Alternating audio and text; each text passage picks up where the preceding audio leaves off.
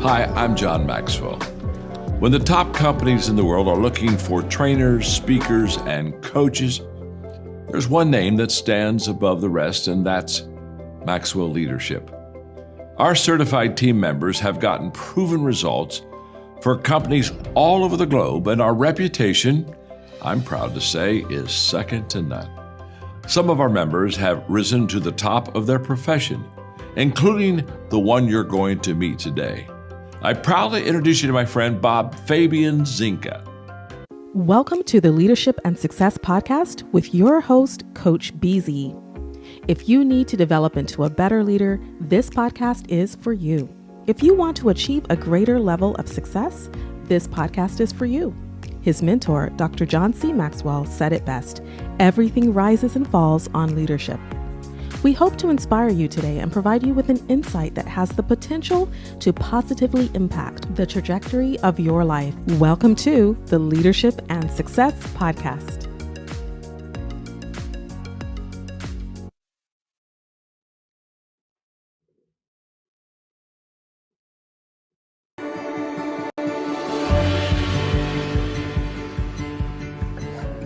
Amira Barger is the EVP and head of DEI communications for the health sector in the United States at Edelman. This is my favorite line of the whole night. She is known to say the quiet parts out loud on racial, health, and gender inequity. Was that my outside voice? I love that. Amira's fearless authenticity knows no bounds, and I'm super excited for you all to witness that tonight. Amira.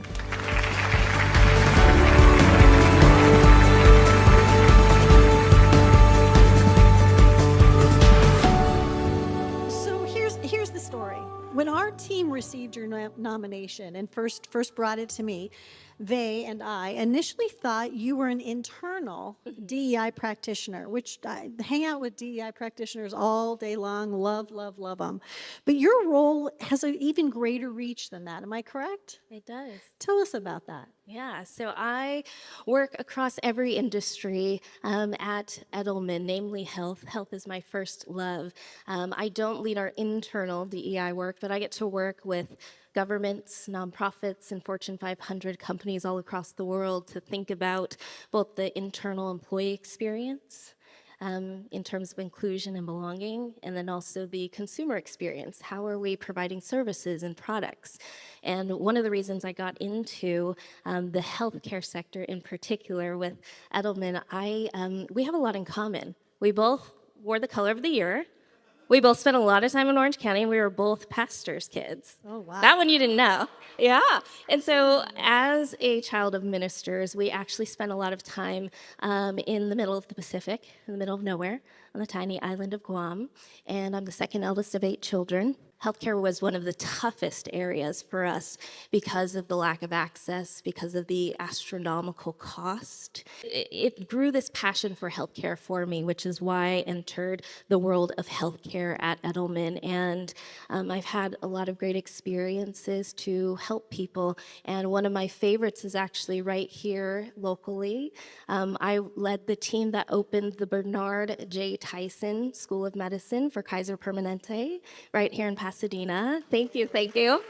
So there were a lot of crazy experiences and learnings. But one of the reasons I love what Kaiser Permanente is doing is that it is so much of the work that my parents tried to do. They are specifically focused on matriculating physicians of color, Black and Brown and Indigenous and AAPI, physicians that look like the communities that they serve. And I love that as a Black woman who has only just 2 years ago found a physician that looks like me. I know how difficult it can be, and less than 5% of US physicians are Black. And I don't know the numbers on Indigenous, Latinx, or AAPI, but better bet your bottom dollar they're abysmal as well. And so we need places like Kaiser Permanente to grow the next generation of physicians to make sure we all have access to healthcare. And that's what I get. All right, that was Professor Amira Barger, and we're going to have her in just a second. So, for the time being, let's do what we do here on the Leadership and Success podcast, as is our custom. We're going to have our moment of gratitude. That's where we just take a moment to be grateful for one thing each and every day. So, my question for you is, what are you grateful for today? All right. The way I like to do it, if you would put yourself in your happy place and close your eyes if you want, and take a deep breath and just think, what am I grateful for today? I think today I am grateful for the power of connection. One of my mentors told me that my network is my net worth. And I am so glad that I get to meet so many wonderful people across Silicon Valley and across our country and around the world. People who add value to me, but I try to add value back as well. So that's what I'm grateful for today. What are you grateful for? And type it in the comment. And if you have a question for my guest, please type it in the comment as well. And also let us know where you are coming from, what city, what state, and which country if outside of the United States of America. All right, let me introduce our guest really quickly. So today I think is going to be a transformative conversation with Professor Amira Barger, award-winning executive vice president at Edelman, author of the book that is now being published. You need to get a copy, The Price of Nice, right, by Berrett-Koehler Publishers. She's a professor, a board director, shaping the future of equity-centered leadership. So today we're going to be unpacking why niceness can become a comfort trap that prevents authentic change, how courageous communication can advance inclusion, justice, and impact, the 4 actions that move leaders from awareness to real transformation, and listen from Amira's journey across healthcare, academia, and global communication, how to lead with integrity, empathy, and data-driven design thinking. So, ladies and gentlemen, without any further ado, help me welcome Professor Amira Barger. Thank you. Thank you so much for. Okay, hold on. Here we go. All right. Professor Amira, how are you doing today? I'm doing well. It's Friday. It's sunny and beautiful out, and I'm here in conversation with you. Thank you for having me. Oh, this is so wonderful. Thank you so much for being with us today. I am so privileged and honored to have you here. And what is one thing that you are grateful for today? I love this question. It's such a good grounding moment. I am grateful for well-being and the outdoors. This last weekend I just did a hike with my family here in the Bay Area, up to Mount Talmo Pass, and we ate pancakes at the West Point Inn. So you do a long hike and then you get the reward of pancakes at the end of it. It was beautiful, and I'm just grateful for, health and the ability to do that with the people that I love. Yeah, and talking about the weather, I know we had a little rain yesterday. I was very, very grateful for that. We don't get much rain in the Bay That's Area. right. That's wonderful. And what is something about you that most people may not know about? Oh, I would have said that I'm the second eldest of 8, but you just showed that wonderful video from 2024. So let me Yeah. go with a different one. I also said that my parents were pastors. I think one thing that's interesting that's more about my family than me is almost everyone in my family is a black belt, except for me. Wow. In, because I wanted to be a gymnast and an ice skater back in the wow. 90s, and so I was like, "Oh, I'm not gonna practice martial arts, but I might pick it up now in my adult life." It's something I've been thinking Wow. about and I'd like to try on for size. That is something. And is that in karate? Which martial Oh, art? in Taekwondo and Kachikembo. Wow, that is impressive. Very, very impressive. Can you tell us a little bit about your leadership journey, how you got to be where you are today? I will take it back to the very beginning because I think so much of our childhoods shape who we are and how we lead. I grew Mhm. up, I mentioned in that video you just showed, as a child of ministers. And that has really shaped some of the way that I lead and how I show up in the world today. And so, as a child who grew up in a very small place, and a child of ministers who tried to help people with not just their faith journey, but the everyday needs, including health. Health was the hardest, and so I always knew I wanted to find a way to be part of a solution to get people Mhm. the healthcare that they needed, because I believe that it's a right that everyone should have access to. And so I thought I was going to be a physician for many years. In fact, I spent most of my undergraduate career through my junior year as a pre-med student. Wow. And a professor that I was in conversation with in an intro to business class I was required to take noticed that I had a knack for communication and influencing. And through a series of informational interviews and conversations, I came to realize that there were other ways that I could make good trouble in the world and put good into the Mhm. world and healthcare without being a physician, because the dream of being a physician and the reality of being a physician Yeah. were very different, I learned in my schooling. And I ended up switching in my junior year to a marketing and communications degree. And those last Wow. 2 years of college were very busy because I was not only taking classes at my 4 year university, junior college, so I could grad time. I didn't want to spend more than 4 years in college. And I launched from there into the world of nonprofit organizations. I was actually a professional communicator and fundraiser in the world of nonprofits and public health for over a decade before I came back into the world of corporate America, where I spend my time now. And so much of being the second eldest of 8 children, which I mentioned, and I'm also Mhm. the oldest daughter. So there's one brother above me, but I'm the oldest girl, which means I'm the family manager oftentimes, and I'm the boss, no matter what they Wow. try to tell you.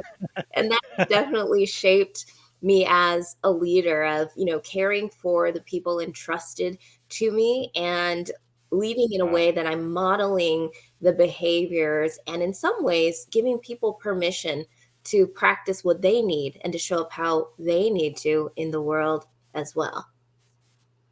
Wow. That is really, really powerful. I guess we both were pre-med in Oh, college. I My love that. I original didn't know that about you. goal was to be a medical doctor as well. Actually, I almost got a PhD in microbiology, Ooh, but I guess I'm what you would call the ADA, right? All but ABD, all but yes, the all my dissertation. dissertation.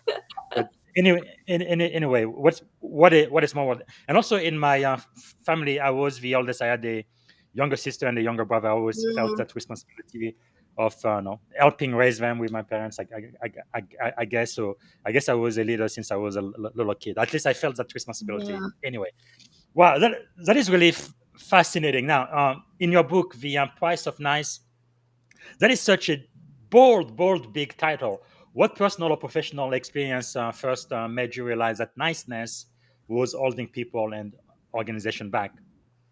So many things. I often go back to childhood because, again, it's so much of what shapes us. And so, one of the first moments, at least in adulthood, where I had that epiphany was, I think many of us grew up with our favorite fairy tales and bedtime stories on repeat. For my Mhm. daughter, she's 12 and a half now, so there are no more bedtime stories. She doesn't ask for that. She reads to herself. But for many years, her favorite was Llama Llama. And every single night she would ask us to read her that story, so much so that at one point my husband actually had it memorized word for word. Yeah, and along the way, I also think, like me, many people have had sort of this aha moment that forever alters your perception of the stories that you have been told or handed. And it brings you to question things that you may have always accepted and Mm. is accepted as true. So for me, Goldilocks was one of those moments where I, for whatever reason, I just sit and think sometimes, was sitting there and I thought to myself, Goldilocks is a trespasser and a thief, not some innocent lost girl.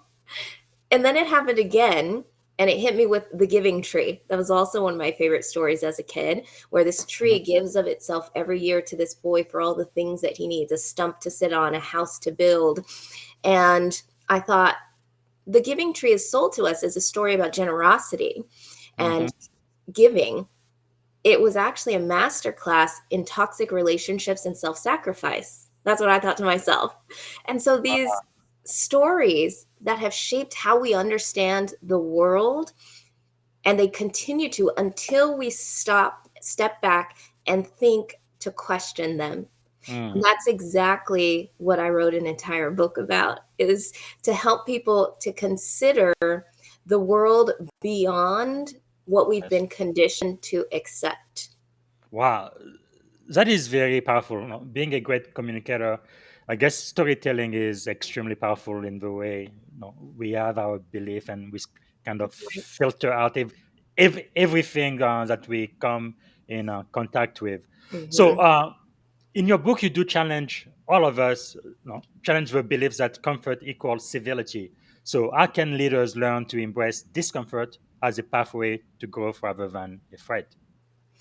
Practice it in micro actions along the way. I often Mhm. tell people when I'm talking about the progress that we need and practicing nice versus nerve, and nerve is the antithesis of nice, not mean, which is what people think. I didn't write a whole book to ask people to be mean. The Yes.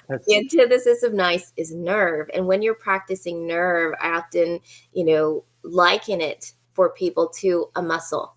And like any muscle, you have to use it or lose it. If you don't, it will atrophy. So you have to go outside, you have to go to the gym, you have to move your limbs for those muscles to be engaged and warmed up and to help you Mhm. get stronger over time. And so sometimes I practice nerve at a 1 on the dial.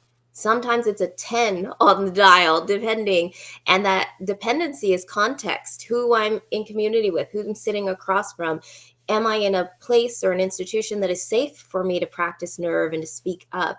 And I want people to take micro actions. The change I'm asking for isn't Mhm. always, you know, rebellion and throwing the tea into the bay or turning over tables. Sometimes that's the change we need. Sometimes that's the Mhm. kind of nerve we need.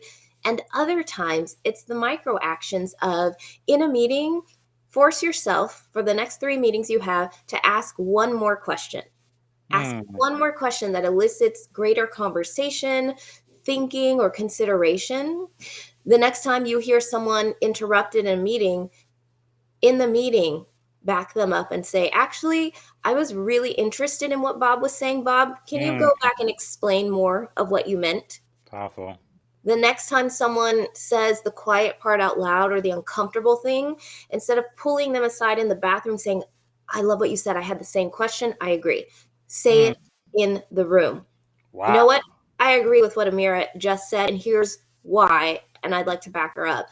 Those are micro actions, small behavior shifts that we can each make Yes. that is practicing nerve or courage. It's moving Mm. beyond comfort for the change that we need, for the progress that we need in conversation, in our workplaces, in relationships. So think of it that way. Every micro action you take builds momentum and it gives other people a Mm. model for the behavior. And in some ways, it gives other people permission to do the same next time. Wow, that is very, very powerful. And in my own experience, I've definitely seen it with people of color and women most of the time where they don't Yeah. want to speak. They just stay quiet and then, but they never really say it in the room like you just said. That's very, very powerful. And affirming. Now, as a DEI strategist, that's no diversity, equity, and inclusion. I guess it's becoming a four-letter word these days. But you are an executive leader. What do you see as the most persistent misconception organizations still have about diversity work? Oh, that's a really good question. The most persistent.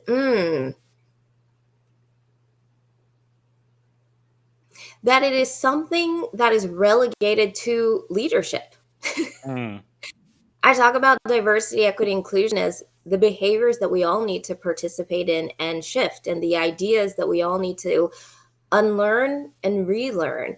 And I think too often we see diversity, equity, inclusion as something the DEI team does, something mhm, HR does, something leaders do. We all collectively have a role to play in advancing diversity, equity, and inclusion and in shifting our personal mindsets so that yes. we create environments and a world where more people have the opportunity to live their potential because they are not stifled or told to shrink because of some layer of their identity. And so Mm, I think more people need to show up that way, that every one of us has a responsibility and we all have accountability in the work of advancing diversity, equity, and inclusion. It's not a leadership responsibility only. And we are all leaders in our own right in some way, shape, or yes. form. But each of us needs to be doing something towards advancing diversity, equity, inclusion. So, Professor, why do you think diversity is important? Why is that critical? Why is that something that we should really be trying to uh, implement within our teams? Because it's a reality. You know, one of the things that I often pause people on is the definition of diversity. People think diversity means those people over there. Diversity is the collection of all of us.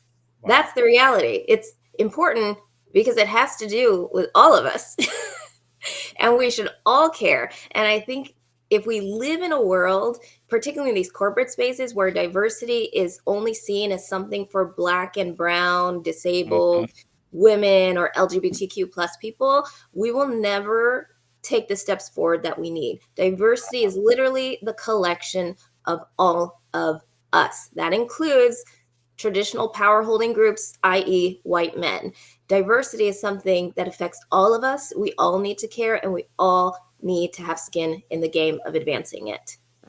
Wow, that is quite powerful. And I know there's been so many studies from McKinsey, Harvard Business Review, where diverse team are a lot more performant than Yes, homogeneous. they're more innovative. They ask different questions and they perform differently, and they're more likely to have psychological safety. In fact, one of the number one performance indicators of teams is psychological safety being present.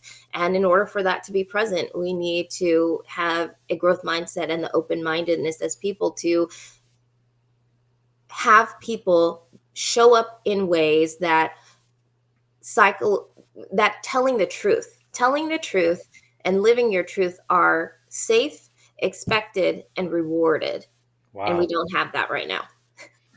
That's definitely where we should be. So, having said that, I remember just a few years ago, 5 years ago, everybody Mhm. was DEI, DEI, DEI. We're going to spend a whole bunch of money, try to be as diverse as possible. But of course, now that we have a new administration, it looks like they didn't mean any of it. So, how do you help leaders move them from performative inclusion, uh, statement and hashtag and all of that to authentic structural change?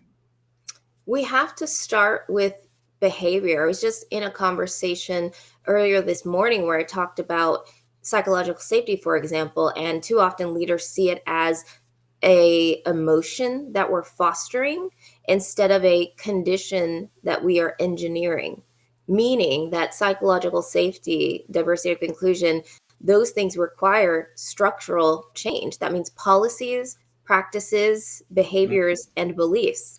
So we often start in institutional structures with the behavior. And I'll ask, how does inclusion show up in who gets hired, heard, or helped in this culture and this organization? And we shift from statements to systems, Mhm. things like sponsorship, transparent pay, Mm, feedback loops in our organization that close the gap between what we say and what we Yes. do. And the Mm. measure of inclusion is often the repetition, not rhetoric. There are too many words and statements that aren't backed up by action and repetitive action that we can consistently count on by organizations. Wow, that is powerful. So going back to storytelling, you've written for MSNBC, Fast Company, Reagan Communication, and on and on. From your perspective, what role does storytelling play in advancing equity and justice? Oh, it's everything because storytelling is communication. Communication is how we connect as human beings. As a communications practitioner, that's the other hat I wear in addition to DEI. I learned many years ago that what people will do at any given moment in time is determined by how they see and experience the world. And how we see and experience the world is determined by the stories we are told or not told. Storytelling is everything. It dictates how people see and live in the world and then what action they will take. And if the action we want them to take is to be more open-minded, if the action we want them to take is to invite more people in, that means we have to tell different stories than the dominant ones that have been told for generations, for millions of years, right? Mm. We have to retell.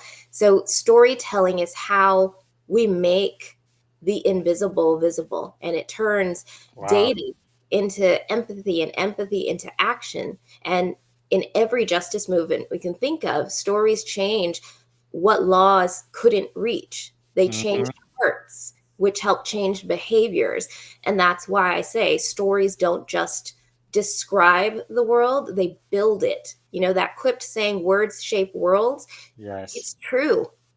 It really is true. And who was it? I'm going to forget his name. Ludwig something said that my language is the limits of my world, something along those lines. I'll find the exact quote and put it in the chat. But the words that we use really do shape the world and our experiences. And that's part of why I work at this intersection of DEI, communications, and engaging employees, because I know that it takes the communications and the storytelling piece for us to even begin a conversation about moving forward. Yes, that is so powerful. You are correct. Ludwig Wittgenstein, I think is his Thank name. you. Yes, The limit of my language means the limit of my world. That that's is it. so powerful. So, you describe yourself as a behavioral communication consultant. Mhm. How then do you help organization translate values into behavior that actually change culture? Because in my opinion, no, my core values are my core values. That's who I am at the core. Right? It's not Yeah. going to change. It doesn't matter who's president, who's not. Doesn't matter which administration, what country I live in, what culture. I am who I am, and I believe what I believe. So, Mhm. but it looks like for a lot of organization, depending on the winds of the economy, politics, or whatever, they keep changing their value and what they stand for. So, how do you help organization actually translate who they are, what they value into behavior Yeah. that affect the culture? You know, it's not enough to understand what your values are. That's a good starting place and really important because your values help dictate your behavior. But you also then have to understand how do those come out in action. And that means you have to have a set of principles by which you operate, right? And Mm. so a value of mine, for example, is insatiable curiosity, right? And a lot of companies, I think, have that value stated. You know, curiosity is something we value.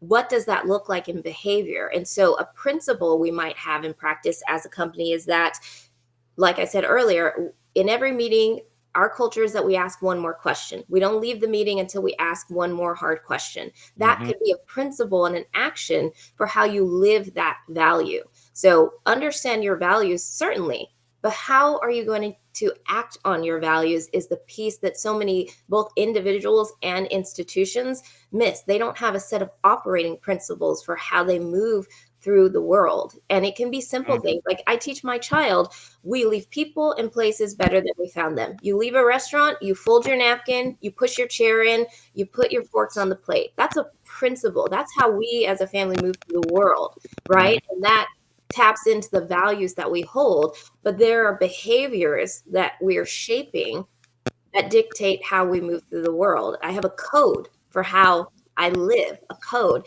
Leave people in places better than you Mm. found them. And we need to translate that better as institutions as well. What is the code by which you operate that helps you stand firm and stand 10 toes down on those values when the winds change, so that you're not swaying with everything and not deciding to move with every change of leadership or administration or social or cultural Yeah. construct that pops up. Wow. Powerful. And back to your book. So it just came out. Almost on At, 10/28, at 10 days. yeah, it is really amazing. But one thing you talk about are the four action for real change. Can you walk us through those? Yeah, absolutely. So it's think, feel, do, and revisit. And those are rooted in sociology and psychology. We use them in the world of communications and marketing all the time. It's actually how we build campaigns for communication and advertising is what do you want people to think such that they will feel, such that they will do, and then how do we get them to repeat those behaviors? It's that same core idea. And so I love that framing. And that's why I've chosen to wrap so much of the promising practices I put in the book into that 4-part framing because it works. And so Yes. the think piece is to very simply, you could call it challenge inherited beliefs. You have to think about, and I think about this all the time. I'm doing a lot of, reimagining of my own life and beliefs of, is this what I believe because I actually chose to, or because it was handed to me? Mm. Right? So challenge inherited beliefs. The feel piece is reconnect to what you're feeling, to empathy, not to ego. So as you are practicing nerve, the discomfort that rises within you, where is that feeling coming from? And to unpack it so that you can better understand yourself, and why you might be taking the actions you are or not taking the actions you might want to. Hmm. Do, very simply, is to act, do, and say, right? Even when it's imperfect, but to take one step, whatever the next step is, it's about progress, not perfection. And the revisit piece, reflect and refine, because progress needs maintenance. It's a cycle. There's no point at which we will arrive. The Yeah. progress that we need, the growth that we need is cyclical. And we think and we feel and we do and say over and over and over again. And Ah, we learn with every step. And that's really what I'm hoping to impart with the promising practices, I call them, in the book, is a set of tools that help mhm. people in a cyclical way progress and to change their minds, change their ideas, and change their behavior. Wow, that is really powerful, very insightful. And which of those four action think, feel, do, and revisit tends to challenge leaders the most, you think, and why? I think a lot of it is the feel piece, right? I think Mhm. there's so many moments where we come into a pause where we're thinking about a belief or a challenging conversation, or we think, oh, I need to have that difficult conversation with someone. So, like, sometimes the think part comes easily. It's the feel part because, I mean, I wrote a whole book about nice because I believe we are culturally obsessed with comfort. I think that's where the playing nice comes into play, is because we're maintaining the status quo. We're maintaining the comfort that we feel. We don't want to rock the boat. We don't want to hurt anyone's feelings. We don't want anyone to dislike us, right? Because we love the comfort that we feel. And so moving through the discomfort that comes up with asking questions, challenging, Mm. disrupting, progressing, growing, because growth and comfort don't coexist. You Mhm. change and you grow in discomfort. That's really hard for people to do. And it takes a lot of head and heart work to move through discomfort and to get past the feel phase in order to do taking action and new actions and adopting new Mm. behaviors. Wow, that is very powerful. And then another thing I really love, right, is the practicality of your book. No, I know you are a professor. We use a lot of theory, framework, and things, but Right. I feel like in life, especially in this podcast, I like to put it where I guess the what is it, the rubber meets the road, The where road. it is Yep. practical and people can really get a huge benefit out of it. So I guess if follow up for me would be if nice keeps us stuck, right? What does courageous communication looks like in practice? It's truth told with care, right? Like I said, Mm. I'm never asking people to be mean, but I am asking people to take action and to tell the truth. It's asking, what needs to be said that no one is saying, and having the nerve to say it in service to the group, in service to greater change, in service to greater humanity. I think a lot about, people often will talk about, the opposite of nice is kind. And I think that's not far enough. Yes. Kindness is still the goal, but how we get there is through courage and nerve. But the way it was described to me, sort of the difference between nice and kind, that I thought was helpful framing, and I mentioned in the book, there was a tweet back in 2015 where someone said the difference between nice and kind is the difference between a Californian and a New Yorker. And as a native Californian, I fully accept and agree with them. So they said, let's say you're cold.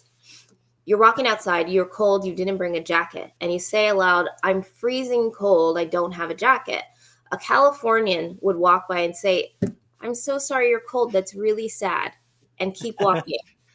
A New Yorker might come to you and say, you're dumb. You left the house without a jacket. That was foolish.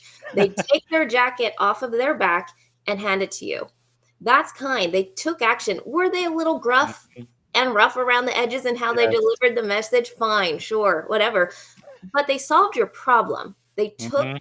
action. They helped you progress. You're not cold anymore. That's the kind of world I want to live in. Like, we can massage the message later, but at the end of the day, someone took action and they solved the problem. They helped progress come. And I think that's important as a story to tell, or framing for people to have, is in the world we live in, where we're socialized to play nice and we're socialized to love comfort. When someone asks the hard question, when someone says the disruptive thing or challenges, we Mm. feel like they were mean. We feel like they're angry. We feel like they're the difficult person.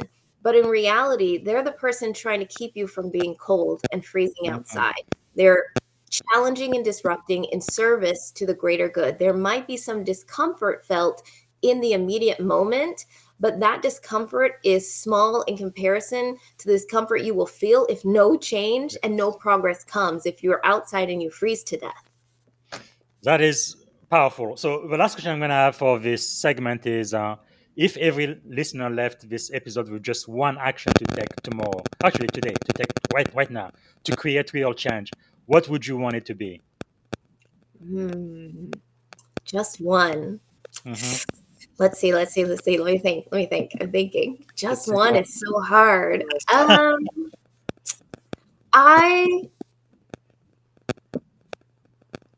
Because there are so many good ones Yeah. Okay. Let's say two. too. I would say ask more questions. I think that's really important. I love people who question everything. I think we should all be questioning everything all the time. That's how I even came to a place of questioning, is Goldilocks really the innocent party here? She did break Yeah. in and steal their food and then tried to blame them and point the Mhm. finger. It's because I was asking questions. I was in a space of inquisition. So ask more questions Yes. is important. Question everything. And then the second thing I would say is, don't do this work alone. It's so helpful to Mhm. be in community with people. Like we started at the top of the call, why is diversity important? Having people who can reflect back what they hear you saying, or ask you different questions, or give you a Yes. different perspective is important. So do the work of trying to progress with someone. I do it with the therapist and with the friends in my life. Powerful. Whatever structure you choose, if it's your people in your life, a community group, a coach, a therapist, you name it, don't do this work alone. You need to be in community and conversation with others who can offer perspective and offer questions that get you thinking about things in a more expansive way. That is powerful. So now, for the second segment of the show, what do you think is the most important lesson you've ever learned? Just. Ever. Mhm. Mm, wow. No one's ever asked me that question. Good. Or one of the maybe the greatest lesson you have learned so Yeah.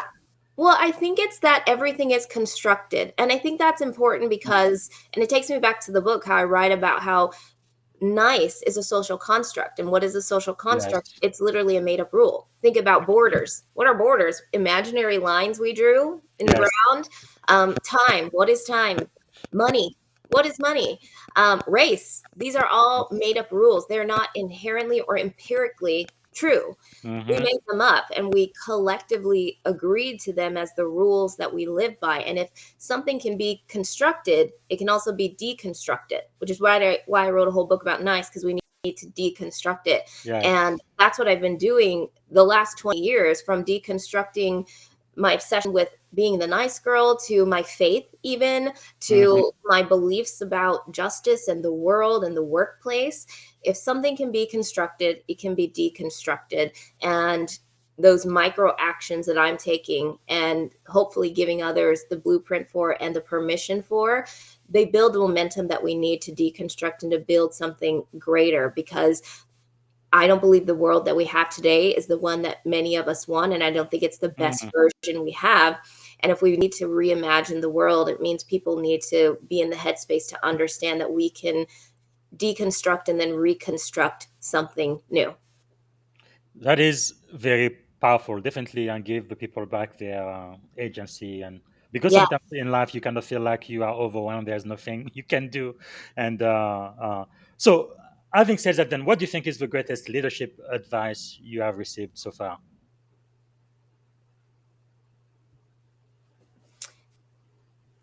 It wasn't necessarily a specific piece of advice someone gave me, but it was a lesson that I've learned through just life in the communities I've been in. And I talk about this a lot, that I've never been a leader or wanted to follow a leader who wanted a kingdom to rule.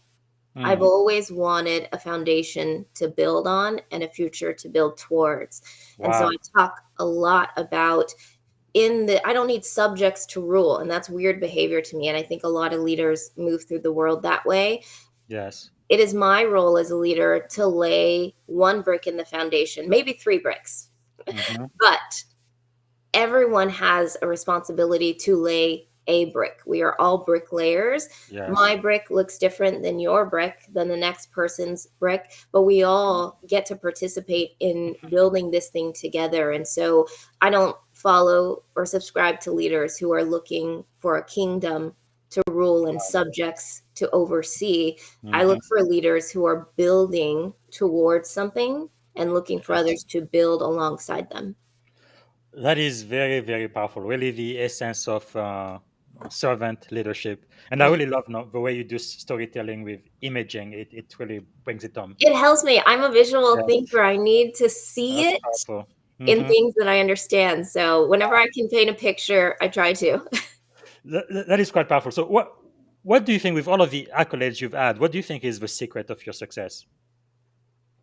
Oh, I think it's important to be honest and say sometimes it's a little bit of luck. I don't think enough people talk about that. Like, oh, I did this and all these things. Yeah, there are things I did and actions I took, but also it's a little bit of luck and timing in the universe, and privilege. So that's part of it. The secret to success, I think, has always been community. I've never gotten somewhere on my own. It was someone Mm, saying my name in the room, or just someone being the shoulder to cry on during a hard period in career. It was someone referring me, someone giving me an idea, or a prompt, or asking me a question that made me think differently.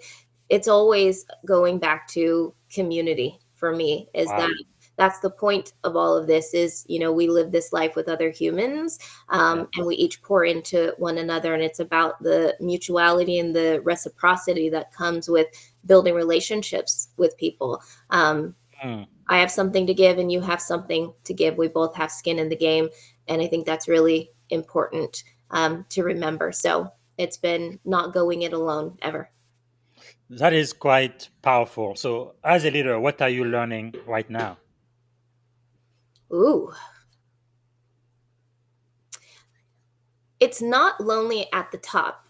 And if it is, I would posit that you're doing it wrong. I think it's such a typical thing to say, especially in corporate America, that, oh, it's lonely at the top. And there's a lot of waxing poetic about how, as a leader, it's so lonely and no one understands. And I can't bring people in because, I have to do this on my own. And, people don't understand the hard decisions I have to make. And I don't accept that. I don't. I think if it's lonely at the top, you are doing it incorrectly. Wow. I really believe that because I have never found that to be true. Are there hard moments? Yes, but there is relationship in and with people.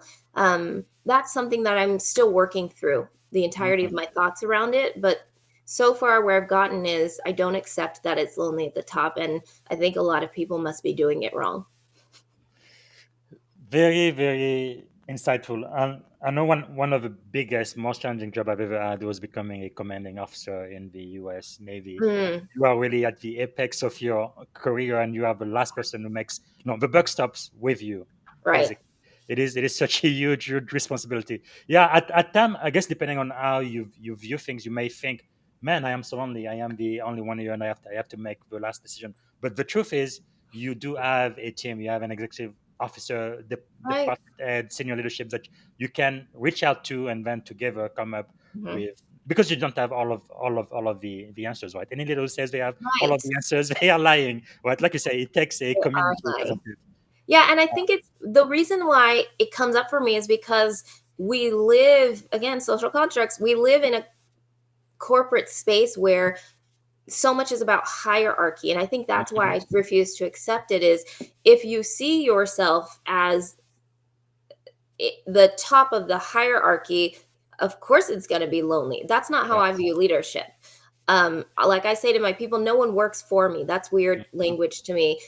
We are partners in everything that we do, despite Yes. my title and the position. It's not about the Mm. hierarchy. It's about the mutuality of we all have something to pour into this. As a leader, it's my job to ask different questions, to resource you with what you need to be Mm. great. And so it's the hierarchy and the power differential piece for me that has me saying, I don't accept that it's lonely at the top. It must be that you're doing it wrong.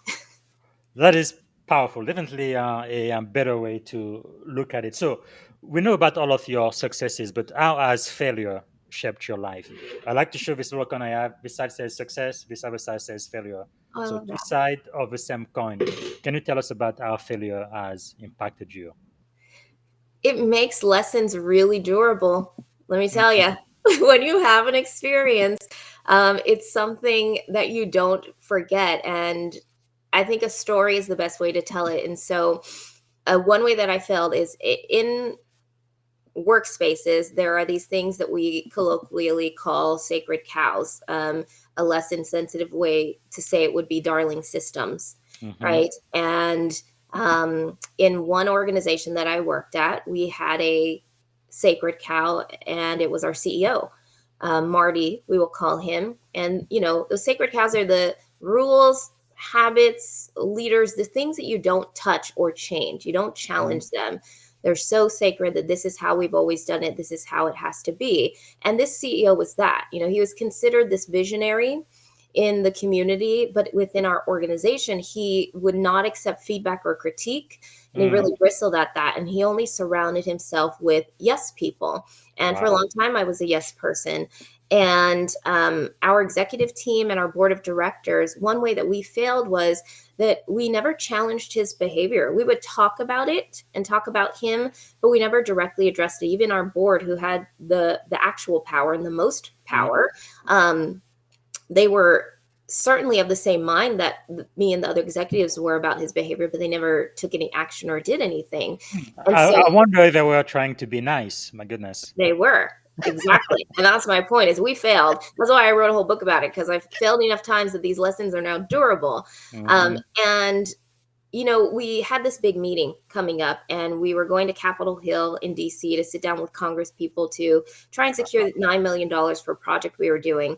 And so we're in the room, and our CEO finishes our pitch, and he says, we're sitting across from Congresswoman Jackie Spear, who's our rep here out in San Francisco. And he says to her at the end of the pitch, well, Jackie, I don't know, maybe I'm just sipping my own Kool-Aid. And here's the thing. Congresswoman Spear was an aide to her congressperson way back when in the 70s. And that little phrase has to do with the Jonestown Massacre. That was 900 people. There was a mass unaliving and a cyanide-laced beverage. And so Jackie looks at him, Congresswoman Spear, and she says, "You really shouldn't say that to me. And by the way, it was Flavor-Aid, not Kool-Aid." So the one person in the world that you shouldn't say that phrase to, which a lot of people don't know the origins of that phrase, he said that phrase to the one person you shouldn't say it to. Wow. And it cost us. It cost us an embarrassment in that moment in relationship. She was cheeky about it because I think she's heard it enough that she was as kind as one can be about it, but also still firm and like, really? Did you really just say that to me? Yeah.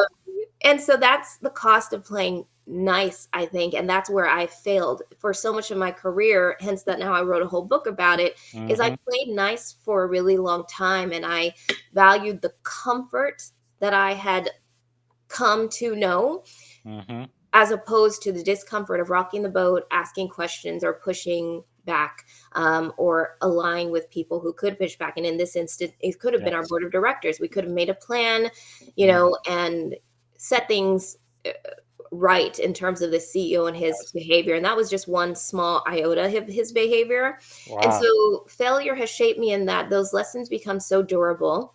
And I try as best I can to fail forward, just meaning take the failure as it's happened and determine what can you learn from it and what were the patterns that led to it, right? Yes. So that's the thing I can control is, and I still journal a lot. And part of the journaling process for me is about rooting out those behaviors of how did this situation, this failure that I'm now sitting in, how did this come to be? What were the patterns of behavior that led to it? And how can I move differently the next time around? Really, really powerful. Thank you so much. So now I'm going to ask you about some people that you know that we should know, some of your mentors or thought leaders. I believe you mentioned this one. What should we follow her? Dr. Blackstock. I work in the world of healthcare too, and she is such a huge voice right now for all health, but especially Black women's health and what it means to be a physician and an academic in these spaces where there isn't psychological safety, That's where powerful. it isn't safe for us. So she's a great follow. And this one? Bell Hooks. So many gems through her books and her life as she lived, an activist, a thinker. And she gave me one of the most powerful lessons I give to my daughter, which is that it's not that people don't see your power. It's that they see it and they don't want it to exist. And that's part of why they try to silence you and stamp you out, because they Say see that one more you are. time, please. One more time. That's very powerful. It's not that people don't see your power. It's that they do and they don't want it to exist. Wow. Love her. That is really something. Yeah. Charles Duhigg. Yes, he wrote a great book. It's on the image. They're super communicators. And one of the framings in the book that I love is that we're often in one of three kinds of conversations: a practical, a emotional, or a social conversation. Yeah. And if you understand that, it can help you reframe how you're in conversation and community with people. If someone is seeking empathy in an emotional conversation, maybe don't jump into the practical of solutions and the task list of things they need to do. So that's a great read.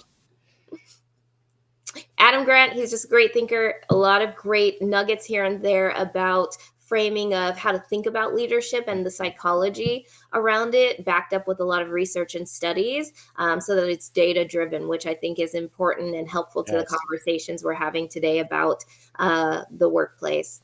Michelle Mijun Kim, she has a book called The Wake Up, and it's one of those books that every time I pick it up, I learn something different from it. So that's a great read. She's an amazing facilitator, consultant, and activist also in the world outside of corporate spaces. This one doesn't need the introduction.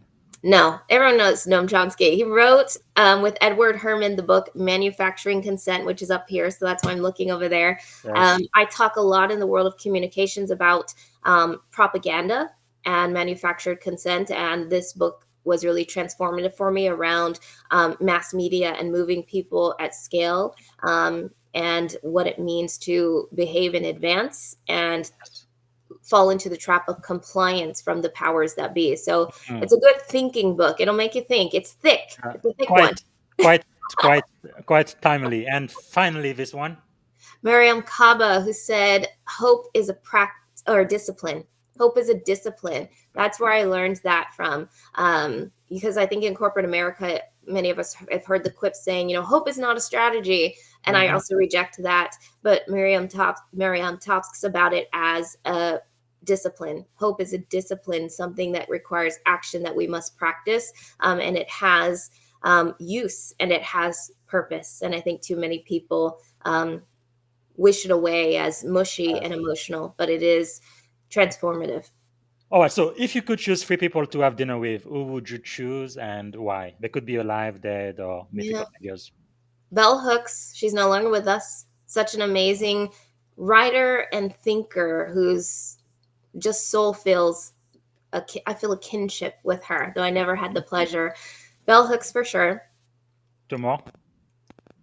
Malcolm X. I don't feel like that requires explanation. Yeah. I'm a little more Malcolm, a little less Martin. I'll leave it at that. I hear you. 1 more. Today, I really would love to sit down with Michelle Obama. I really would. Yeah, no, I had a book here. Okay, yes, you don't need to say anymore. All right. So, what are some of the books? So you've already mentioned this one. Manufacturing Consent, Super Communicators. I'm looking up here on my stack. There's one called Made to Stick. It's something that a lot of marketers and communicators have read, but it's about how messages are made to stick. Resmaa Menakhan's, yes, My Grandmother's Hands. That's where I learned about the difference between clean pain and dirty pain, which has a lot to do with this idea of comfort and discomfort and how we move through the world. So definitely pick that one up. The Moth podcast and YouTube page, storytelling. I talked about storytelling. It's a storytelling podcast. Oftentimes they will go around the country and people have like 5 minutes to tell a story based on a theme. The theme could be growing, childhood, lessons learned, and hearing people from all walks of life, the stories that they tell. I learn so much. And when I'm in a thinking mode, it's just something that I put on in the background. So The Moth is great. A million different TED Talks. There's one of my favorites is the danger of a single story. Everyone should go look up that TED Talk and listen to it.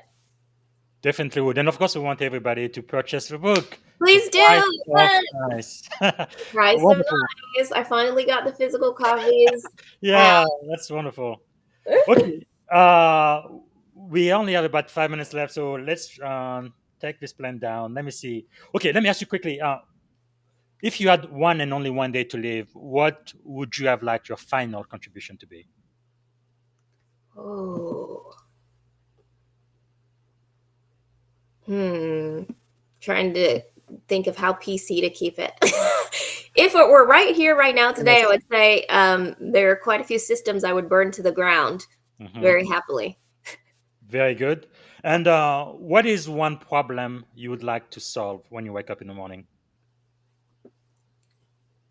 Ooh, that's such a good question. I'm going to keep it simple because it is actually how I live my life. It's less a problem and more, who can I bring joy to today, quite honestly, is with every human that I interact with, I want to leave them better than I found them. That's really, truly how I try to wake up every day. Yes. Wow. Powerful. Okay, we are coming to the end. So the question I'm going to ask you is, how can we add value back to you? Thank you so much for your time and giving us so much wisdom and insight today. Of course. Really appreciate it. Please buy my book. It's my book, baby. And I've spent, the last year writing it. And I really believe it is, my love letter to those truth tellers and change makers, or those who want to be. And that's what I would love for people to do, is to read the book and be in conversation with me about it. That would be the most beautiful gift you could give me right now, is to go get a copy of The Price of Nice. Absolutely. I highly recommend it. And they can connect with you on LinkedIn. Yes, Amira please. Barger, and you also have pretty active on TikTok as well, right? Yes, very. Fantastic. Okay, all right. So, is there a question I should have asked you that I haven't asked yet? We have about a couple minutes left. Yes. Is there another question I should have asked? Say, what's the price of silence, right? Because I Hmm, wrote the whole yes. book about the price of nice because I think people need to truth tell more. And if you shrink and you stay silent, what is the price of that? And for me, I really think it is, and it might feel grand to some people, but it is a tax on humanity, your Mhm. humanity, and all of our humanity, because silence is expensive. It costs trust, it costs innovation, it costs your sense of self and belonging. And the Yes. world doesn't get to realize the world doesn't get the opportunity to realize your potential when you shrink Mm, and stay silent. powerful.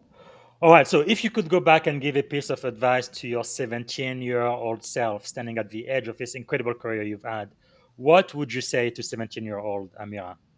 Is the same thing I say to my daughter every morning. She's 12 and a half. And every morning, the mantra I leave her with is I love you, have a good day, and don't do anything I wouldn't do, which isn't much. I And the reason love it. yeah, I grew up in a very sheltered bubble. As a pastor's kid, that was a part of it, part of my conditioning. But I also grew up in a very small place that was 30 miles long, 8 miles wide. And in my socialization as a child, I was taught to fear people that weren't like me and ideas that were outside of my parents' set of beliefs. And I don't want my daughter to carry that.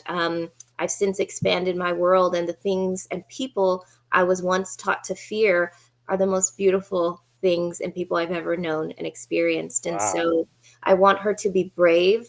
It's permission to her to try, to Yes. fail forward, to ask more questions, and to make her own mistakes and know that her community will be there to catch her. So don't do anything I wouldn't do, which really isn't much. That is powerful. I love it. Okay, we are going to end. This is going to be really really fast. Um, one word that defines great leadership is one word. Oh, one word that defines great leadership. Mhm. Ooh, community. Okay, morning routine or practice that keeps you grounded. Oh, coffee. I've got it right here. The ritual of coffee. A good book or quote that changed your life. Manufacturing Consent book changed my life. That is powerful. And who inspires you most today? My daughter, Audrey, truthfully, Fantastic. So finish your sentence. Leadership is transformative. okay. What did you want to be when you were a kid? A pediatric oncologist. Okay, that's not what you're doing right now, but at least you were pre-med, right? So Right. And I'm that's still in right. healthcare in some way. I'm doing That's true. communications, so I get to help them. That is wonderful. So, what are three adjectives describing you as a kid? Oh, as a kid, Yeah. defiant, Two more. divergent, Mm-hmm. One more. mouthy. Okay. As an adult. As an adult, the same. Okay. Very good. Very good. Few people keep exactly the same, so I'm that is great. consistent, if nothing Quite else. quite consistent. Okay. Very last question, then. What is one word that represents our shared experience in this podcast today? One word. Ah, joy. Okay, yeah, I think I'm just grateful. I'm so grateful that you are here, Professor Amira Barger. Thank you so much for being here and teaching us today. This has been really wonderful. Thank you. Cheers. Thank you. All right. All right. All right, everyone. This was a great, great, great podcast. I hope you've been taking notes. And I'm actually going to be back today. Today's going to be kind of amazing. I'm going to be talking to my friend, Carson Haiti. He's a managing director at Microsoft, but also a best-selling author. He's a master salesman. He's going to be here within the hour, and then after him, I'm going to have one more podcast with my buddy, a fellow Navy commander. He's retired now, submarine CEO. Commander Tony Grayson. So you don't want to miss this. I'm going to have them back to back, very, very unusual, but that's how my day is shaping today. So see you in just a little bit. And thank you so much for being with us today. Bye. Thank you for listening to the Leadership and Success Podcast with your host, Coach BZ. If you like what you heard, please subscribe to our channels and come back for more wisdom nuggets on how you may develop into a better leader and achieve greater levels of success. Leadership is the most critical skill. The world will always need leaders to lead others, deploy the next disruptive technology, or execute a business strategy. You may as well decide on counting yourself among the 21st century leaders. See you right here next time on the Leadership and Success Podcast with Coach BZ.